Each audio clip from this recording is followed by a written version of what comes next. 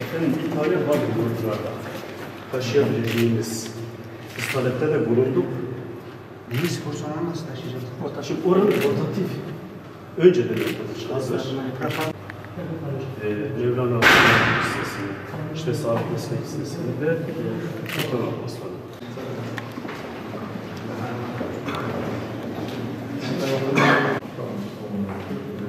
Teknik sağda altında buraya taşıdı Sayın Valim. Merkezdeki hem ilkokul ortaokul ihtiyacını karşılamak için. Aynı zamanda da burada da dağlar... Arsayla yasa sahibi Tarla sahibi. Çok güzel.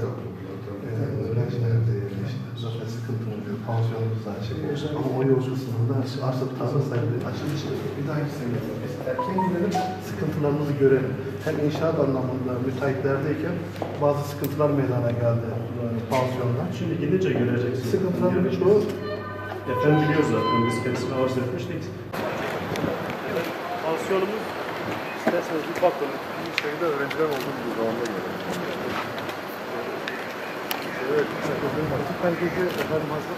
150 hem 420 tane. Şu anda 399 öğretmenlerine verip başladığımız belediye biz yeter ki Belediyeyi de takarsak öğretmenlerimize eklenirse işte bu seferki başarı oranlarımızla beraber listelerimiz de hazır. Bunlar da açık olan var mı? Şu anda ben bugün öğlenleyin oradaydım. Yarın toplantımız var. şu an öğrenci var mı?